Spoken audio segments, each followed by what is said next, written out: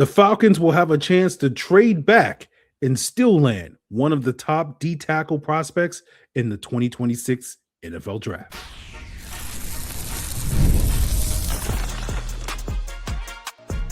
You are Locked On Falcons, your daily Atlanta Falcons podcast. Part of the Locked On Podcast Network, your team every day. Welcome back, everyone, to another episode of Locked On Falcons, which is part of the Locked On Podcast Network, now the #1 sports podcast network in all of the galaxy. And today's episode is brought to you by FanDuel. Use your profit boost on an NBA future and get entered for your chance to win a trip to the NBA Finals. Play your game with FanDuel, an official sports betting partner of the NBA. So if you don't know me, I am your very humble host, Aaron Freeman, a.k.a. the Iron that sharpens the iron. I've been covering the Atlanta Falcons for 2 decades, formerly at FalcFans.com, RIP. Still going strong here on Locked On Falcons, your daily Atlanta Falcons podcast. And on today's daily Atlanta Falcons podcast, we are finally getting into the NFL draft. It is mock draft Monday, although I know some of you guys are checking this out on Sunday. It doesn't matter. All right, we'll be looking at a 7-round mock for the Falcons from Josh Kendall of The Athletic. We'll talk about some of the top D tackles in this draft class. We'll talk about some Senior Bowl standouts that could now be on the Falcons' radar in the middle rounds, and talk about the possibility of drafting a late-round quarterback, as well as some trade-back options. But without further ado, let's get into Josh Kendall's 7-round mock draft, where he had the Falcons with their top selection at pick 53, trading back 5 spots from pick 48, picking up a 4th-round pick from the Steelers in exchange. And they take Christen Miller, D tackle, Georgia, in round 3 at pick 79. They take Davison Igbinosun, the cornerback from Ohio State, in round 4. With their original pick, they take Indiana running back Kaelon Black. In round 4, with the Steelers pick, they pick up Notre Dame wide receiver Malachi Fields. In round 6, they take Jaishawn Barham, the edge rusher from Michigan, edge rusher / linebacker, more on that later.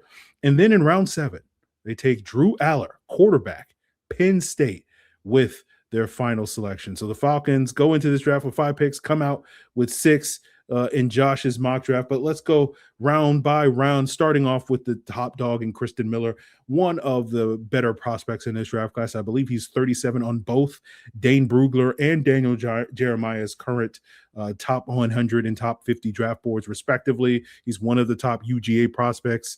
You know, Josh being like, and he wrote about this in his breakdowns, like, hey, they hit on the Georgia play with their top pick last year. Why not go back to that well?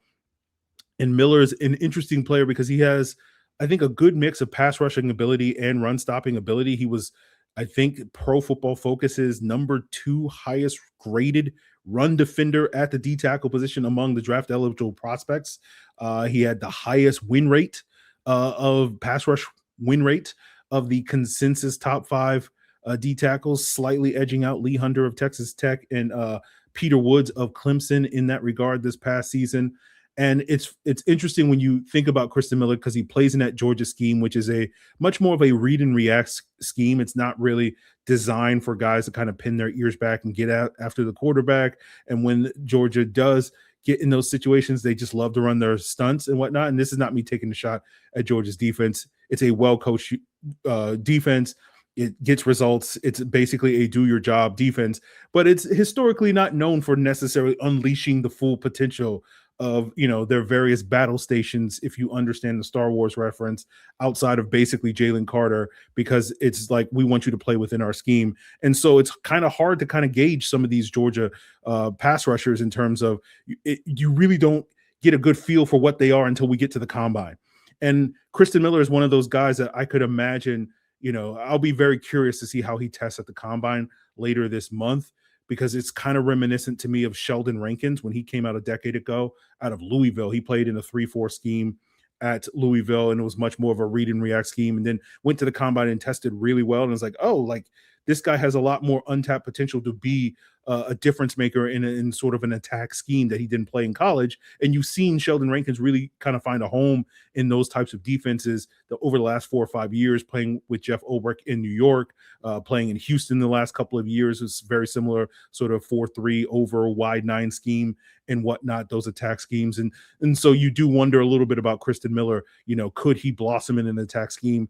Again, that's not really what Georgia does. And so you really want to kind of see if he can check those boxes from an athletic standpoint with some of the explosiveness metrics and whatnot, to really allow him to blossom in the type of scheme that the Falcons are going to be running at D tackle. He does play a little bit of nose tackle. I don't think that's really what he's best suited to do in the NFL. He can dabble as a one tech in a 4-man front, I think, certainly, but in terms of like being that sort of force up the middle in terms of against the run, not to me what I think he does best. But he's kind of, when you look at the top 5 consensus D tackles in this draft class, and just looking at Dane Brugler, Daniel Jeremiah, Mel Kiper, and their various D tackle rankings, they all have the same 5 guys ranked in the top 5 at that position. It's just in a slightly different order. You just sort of look at how those 3 guys stack their D tackle. The consensus DT1 is Caden McDonald at Ohio State. Lee Hunter of Texas Tech is number 2. Peter Woods of Clemson is 3. Caleb Banks of Florida is 4. And then Christen Miller is 5 for those guys. And I think when I look at this top of this D tackle class, I look at a guy like Caden McDonald, who's kind of, to me, more of that sort of run plugging nose tackle. I think a lot of people are intrigued by his upside. He'll be another guy that we'll pay attention to at the combine, because Ohio, he doesn't really do anything other than just kind of plug the run. Lee Hunter is more of that sort of wide body nose tackle that has a little bit of juice. And I'll be curious if we get some like Dexter Lawrence comps for him, over the course of this draft cycle. Peter Woods is probably the best pure pass rusher, but there's going to be concerns about him, going to the combine and some of the measurables with the arm length and whatnot that I think is going to ding him a little bit in some people's eyes. We know NFL teams do not like, smaller D tackles, historically speaking, where guys like Aaron Donald kind of slipped down the board. Grady Jarrett being a great example of a guy that probably should have been a day 2 pick and wound up going in round 5. And you have seen the NFL go slightly different in that direction as of late, guys like Kalijah Canty and whatnot, but like it still is like a stigma against guys that may not have quite the measurables that teams are looking for at that D tackle position. And then when you look at a guy like Caleb Banks, like he probably has the most potential and upside in terms of just being big, fast mover type of guy. And I'll also be curious to see how he tests. But I think Miller in this group is kind of the right balance of run defense and pass rush. Maybe he's not going to excel in either one of those areas, but he can be like good in both of those areas. He can be like a B, plus or something like that in both of those areas. And I think that's what makes Christen Miller sort of stand out. And so we'll see how he tests at the combine. I think that will go a long way to sort of solidifying his status and potentially shuffle up this D tackle rankings at the top of the board and have guys move around, because it does feel like is a sort of a cluster of guys with various people's rankings as we sit here, guys, between like 25 and 40, you have all these guys sort of clustered together, and the combine is going to help, I think, either push certain guys up a little bit more, or maybe some guys slip a little bit. So we'll see on that front. But I think Christen Miller makes a ton of sense for the Falcons. I'm not as sort of keen on the Falcons needing to go D tackle early. I know Josh Kendall believes that D tackle is their biggest need. I don't quite agree. We talked about this a couple of weeks ago on the podcast when breaking down the D tackle, and that was even before James Pierce's off-field situation. And I basically said, hot take on the podcast, I think edge rusher is already a bigger need than D tackle is, just because I feel like the Falcons kind of figured out their D tackle room in the back half of the season with Dorless and Rook playing well, and with Street and LaCale London playing well. Again, I think you want to add to that room, but to me, it's more of a depth issue than it is necessarily we got to make a massive move here. I kind of want to give Dorless and Rook another year and have that runway to see what their development is. But I wouldn't say no to particularly one of these top D tackles if one of those guys slides in the draft, and the Falcons have a situation where they can get that guy in the middle or towards the end of round 2. So we'll see on that front. But let's move on and talk about some of these middle round selections that Josh Kendall had in his mock draft. And we'll talk about, are all big corners worth it for the Falcons, who are, moving away from the shrimps as I often say on this podcast. And we'll talk about, the potential for them to find that number 2 wide receiver as well. And we'll get into all of that, guys, as we continue today's Locked On Falcons. So finding the right doctor can feel like finding a diamond in the rough. You're going to need someone that's in network, nearby, available, who's going to listen to you, make you feel comfortable, is going to explain things clearly, and helps you walk out of the office feeling confident about your next step. But your diamond in the rough doctor does exist, and finding them is easy with ZocDoc. ZocDoc is a free app and website that's going to help you find and book high quality in-network doctors so you can choose someone that you truly connect with, whether you're looking for, a primary care doctor or all the way to dentistry or some specialist. ZocDoc is going to make scheduling easier. They're going to give you real-time availability that's going to allow you to book instantly, so you don't have to worry about playing phone tag with the offices, and you can stop putting off all those doctor's appointments that you've been putting off because you didn't have the right doctor. All you got to do is go to ZocDoc.com/LockedOnNFL, and you can find and instantly book a doctor that you love today. That's ZocDoc.com/LockedOnNFL, ZocDoc.com/LockedOnNFL. Thank you to ZocDoc for sponsoring today's message.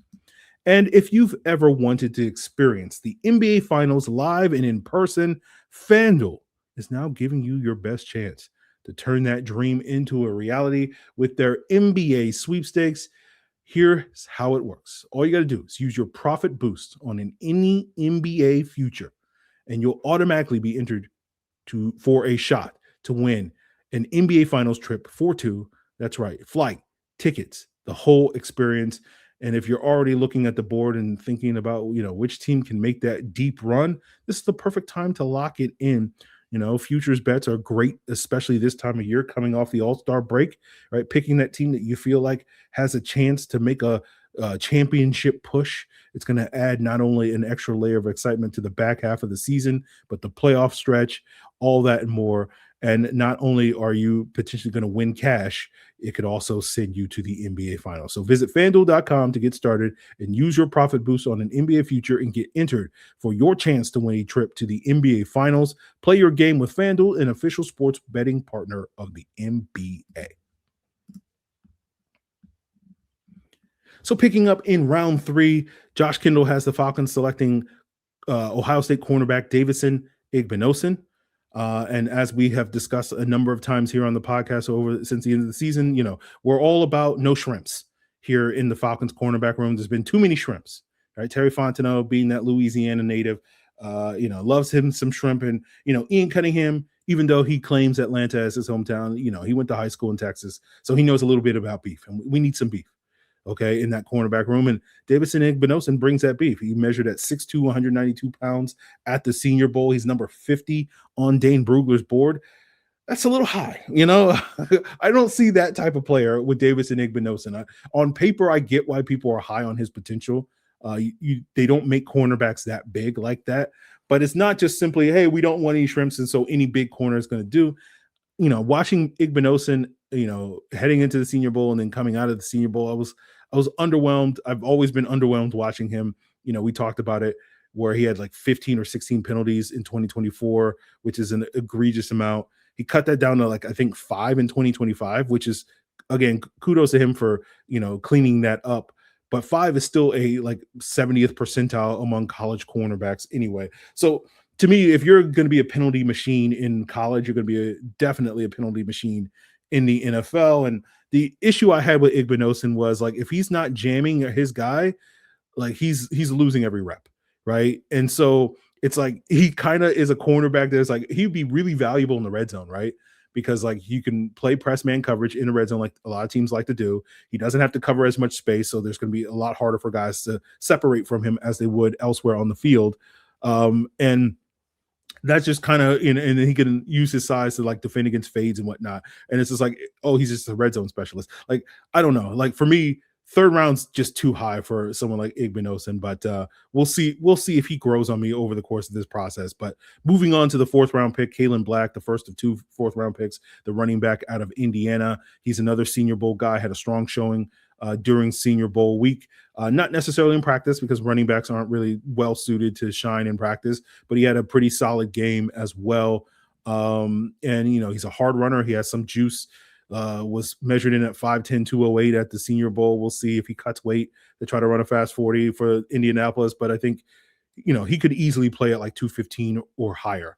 And I think he's not going to be Tyler Algier. Very few people are going to be exactly Tyler Algier, but he does run hard. He does bring a little bit of juice. He's got a little bit of wiggle. So he checks a lot of the boxes that you're looking for in terms of that RB2 behind Bijan Robinson. I think he would be a good pick there. Again, do I feel great about taking a running back in the 4th round, given some of the other areas of concern I have with the Falcons?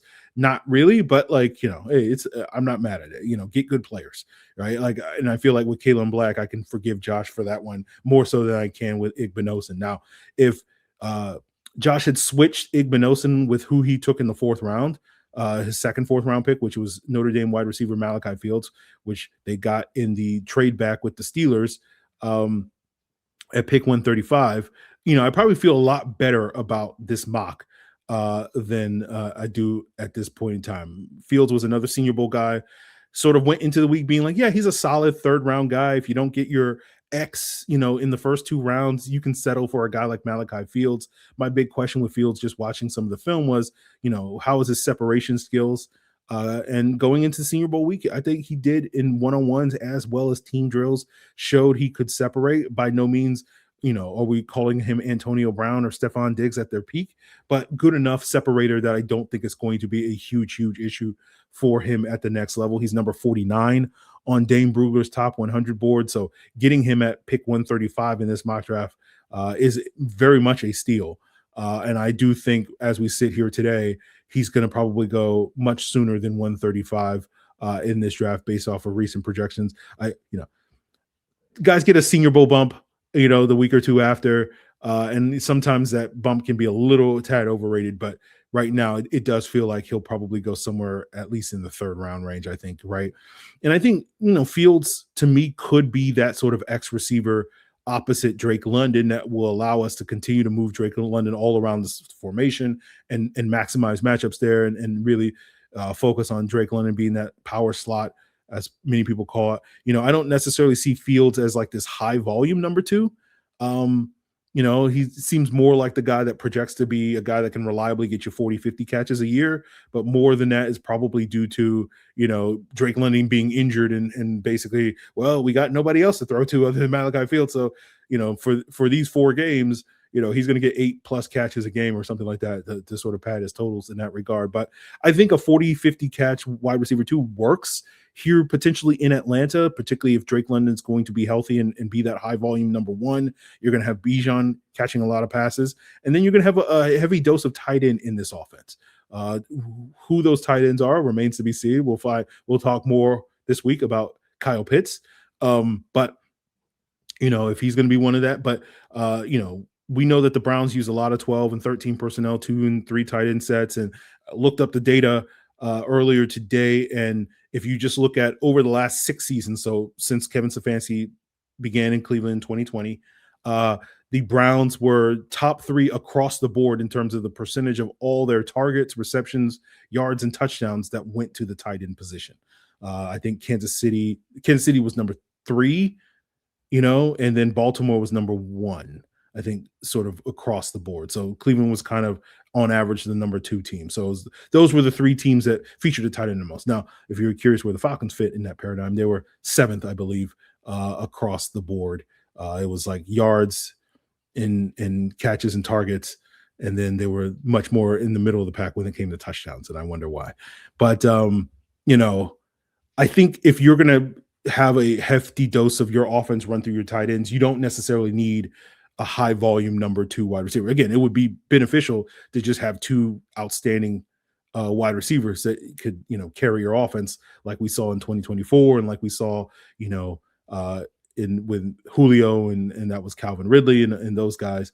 But for the most part, I don't know if that's going to be that huge a part, especially in this draft class. We'll see. I'm starting my work at the wide receiver position, working my way from the top down. And so we'll see how deep this class is. There's a lot of guys that people are projecting to go high in the draft. We'll see how many of those guys I come away liking. You guys know my my bar for liking a prospect is relatively high. I'm not automatically going to buy into a guy just because someone has him in their top 32 or top 45 or whatever on their draft boards. But those are my thoughts on the mid-round guys. Let's talk about the late round guys, right? Where there's a hybrid linebacker that could contribute on special teams, as well as a late round quarterback, and whether or not that's worth it. And we'll get into that as we wrap up today's Locked On Falcons. So wouldn't it be nice if doing your taxes was just as easy as handing the rock off to Bijan Robinson? Well, now with TurboTax full service, you can hand off your taxes to a local expert and not have to stress from start to finish. It's the same as, giving the ball to Bijan and just sit back and let that man cook. Right? Instead of spending hours trying to figuring out all your different forms, you can meet with a local TurboTax expert in person or connect online. They're going to handle everything from your W-2s, your self-employment forms. They're going to work to get you every deduction. All you got to do is upload your documents, go about the rest of your day. You can watch some Bijan highlights or whatever, and you can get updates right in the TurboTax app. It's going to be a huge time saver, and it's going to give you real peace of mind, knowing that an expert is handling, just like you get that peace of mind when Bijan gets the rock. So for a limited time, get your taxes done by a local TurboTax expert for just $150 all in.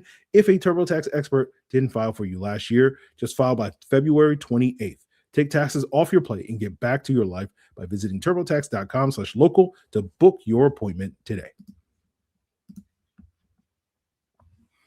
So in round 6 of Josh Kendall's mock draft, of course, the Falcons do not have a 5th round pick. We'll talk more about trading back options for the Falcons and sort of what's realistic trade backs. But in round 6, they got Jaishawn Barham, the edge rusher from Michigan, and the other edge rusher from Michigan, who's more highly touted prospect. We got Derek Moore. We got an eye on at the Senior Bowl.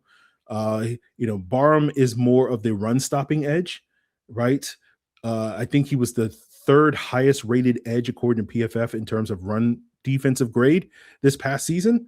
I haven't watched a ton of him. I watched a little bit of him. Didn't really blow me away in terms of what little I saw as a pass rusher, just kind of basic as a pass rusher, but that's understandable because playing edge was new to him this past season. He was an off-ball linebacker in his previous year at Michigan after 2 years of playing off-ball at Maryland, right? And I think going into this summer, he was Dane Brugler's number 3 rated senior off-ball linebacker going into the season before making the move to edge rusher. And so you kind of can see, Jalen Walker, D'Angelo Malone, Caden Ellis, this sort of ilk of player that, can be more of a hybrid edge linebacker. But in those guys' cases, all of those guys were primarily edge rushers in college, and Barham has primarily been a off-ball linebacker in college. And I think, that makes his transition potentially back to that role, if that is sort of what the Falcons envision for him, making sense. He's got size, 6'3", 240, special teams contributor, developmental depth in that role. So makes a lot of sense given that the Falcons have had some success with this type of player these last couple of years, whether it's in free agency or the draft and whatnot. So Barham does make sense. Going into the mock, I didn't know a lot about him, just barely. And then coming out of it, I'm like, oh, okay, like that's an interesting late round flyer that can add some depth at potentially 2 spots, right? Then in round 7, Josh Kendall has the Falcons taking Penn State quarterback Drew Aller. And some of you guys may recognize the name because, 6 months ago, people were projecting Drew Aller to potentially be a top 20 pick in this draft, right? He was projected to be potentially a 1st round pick last year, right? Where people were like, oh, he should come out because of, after Cam Ward, there isn't a whole lot of talent at the quarterback position. I know the Shador stands are coming for me right now in the comments, but he was in the mix to, Aller could have been in the mix to be QB2 or QB3 in last year's draft, where Jackson Dart being a late 1st round pick, or Tyler Shuck ultimately was QB3 going early in round 2. And Aller could have been in that mix, but then he elected to go back to school, did not have a great year. Part of that was due to injuries, broke his ankle in October. And so seeing him at 7th round pick in this mock draft was interesting to me because, knew the slide was probably going to happen, probably 4th, 5th round at most, but 7th round seems surprising. But maybe, again, some of that potentially could be owed to the recovery from the injury and whatnot. And so I think this quarterback class is going to be very interesting in 2026, right? Because it's like you got Mendoza at the top. Then it seems like the consensus is Ty Simpson out of Alabama for the second guy. And then it seems like Garrett Nussmeier of LSU is the third guy. And then it's just kind of after that point, it's going to be kind of a pick your flavor draft. And so that's where you can sit there and say, like, okay, that's a scenario where Aller could slide because other teams are in the market for a quarterback and he doesn't fit their flavor. But, I've watched a little bit of Aller this year. Most of what I watched was last year. He's got tools, he's got talent, he's got upside, but he's very inconsistent. That's been, to me, always a knock on Drew Aller, where you'll see moments in games where you're like, oh, this looks like a starting NFL quarterback. And then you'll see moments in games like, did you just have a brain fart and several brain farts in this game? And you're like, I can't trust you to be a starting quarterback. But to me, he's the type of pick that if the Falcons are going to take a late round flyer on a quarterback, Aller is the type of guy that makes sense to me. That guy can come in, be the QB3 behind Penix and whoever the Falcons add in terms of veteran quarterback this offseason. And there's some upside that you could develop Aller into a starter, over the course of multiple years, right? And so I think if the Falcons are going to take a quarterback in this year's draft, it's got to be a guy that has that starter's upside and or could be a really high caliber number 2 quarterback, right? Otherwise, it just kind of doesn't make a ton of sense. And to me, that's going to be interesting about this year's draft, just because how many of those guys are in this year's draft. And it doesn't feel like, at least based off of what other people are saying, I haven't obviously done a deep dive on the quarterback position, just watched a couple of games and seen a couple of guys at the Senior Bowl. It doesn't seem like there's that many guys that have starters upside. It doesn't seem like there's that many guys that are like high level QB2s and whatnot. And so we'll see if the Falcons go in that direction. We'll probably talk more about this on the next episode, but let's wrap up today's episode talking about the trade back options, right? Josh put a trade back in his round 2, Falcons moving back 5 spots. And, we've talked briefly about this with Ian Cunningham, the new Falcons general manager, as he mentioned, sort of his first draft in Chicago back in 2022, when he was hired as the assistant GM for the Bears back then under Ryan Poles, the GM.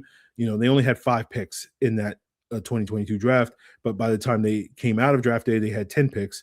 And that involved a lot of trade backs, particularly in round 5, where they picked up a bunch of 6 and 7s in that draft.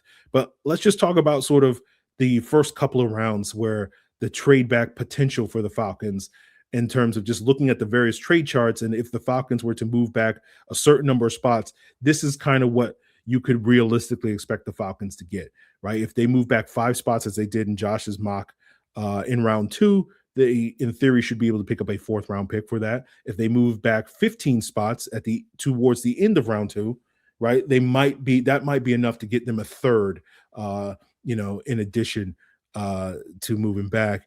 Now, when you move on to round 3, if they move back 5 spots in round 3 from where they're currently projected to pick at pick 79, they would, depending on what trade chart you looked at, they would either get a 5th or a 6th. If they move back 10 spots, they would get a 4th or a 5th. If they move back 15 spots for one trade chart, they get a 4th. For another one, they need to get a 4th and something else, so probably a 4th and a 5th. And depending on the trade chart you look at. So depending on the trade chart you look at, certain trade charts, one's the Jimmy Johnson trade chart, which is very old. The other one is the Rich Hill trade chart that is more realistic, is based more off of actual trades that have happened over the last like 20 years or whatever it's been. As opposed to the Jimmy Johnson trade chart, which was created in the late 80s, but still is kind of the foundation of all trade charts that NFL teams use. But those are sort of the options for the Falcons in round 3. Round 4, if they move back 5 spots in round 4, they could get a 6th or a 7th. If they move back 10 to 15 spots in round 4, they probably get a 5th, regardless of the trade chart. So, I think moving back makes a ton of sense for the Falcons in terms of trade back, because they have a lot of like depth needs, right? That I think makes a ton of sense for the Falcons, right? And if they pick up 5th and 6th and 7th round picks in this draft, similar to what the Bears did in 2022, and similar depending on if they can move back a couple of spots here or there in some of these rounds, that will do a lot to improve their depth. 6th and 7th round picks aren't going to really move the needle for this football team in a major way, but I think bolstering your depth is a good start for Ian Cunningham compared to his predecessor, Terry Fontenot, who, kind of spurned the Falcons' depth and and didn't really do a great job in the late rounds getting guys that were contributors, right? After, guys after round 4, you obviously have examples like Tyler Algier, DeMarco Hellams, Avery Williams, Taquan Graham, and we'll see about some of the other guys. It's too early to tell on. We'll see about Jack Nelson, right?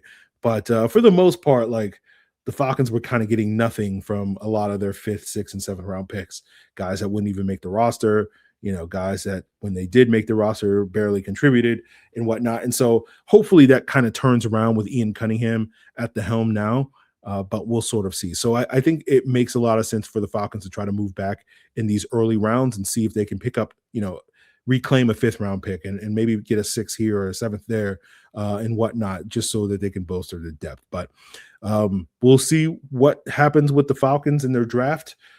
First mock draft Monday is done. I believe we have 9 more of these between now and the draft.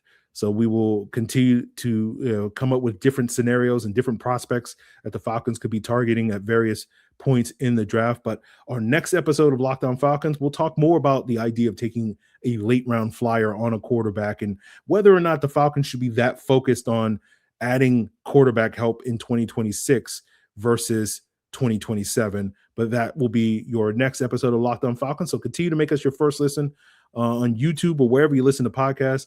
And shout out to the everydayers who make this podcast their first listen. I want to plug the Everydayer Club that I forgot to plug earlier in the episode. You can find access to the Everydayer Club in the link in the description below. For $5 a month or $50 a year, you get a lot of perks, including an ad-free version of Locked On Falcons, as well as other perks. So go check it out at the link in the description below at lockedonfalcons.supercast.com. And, after you check that out, go check out Locked On NFL to get the latest on all things NFL, as we now have just completed our first Sunday without football.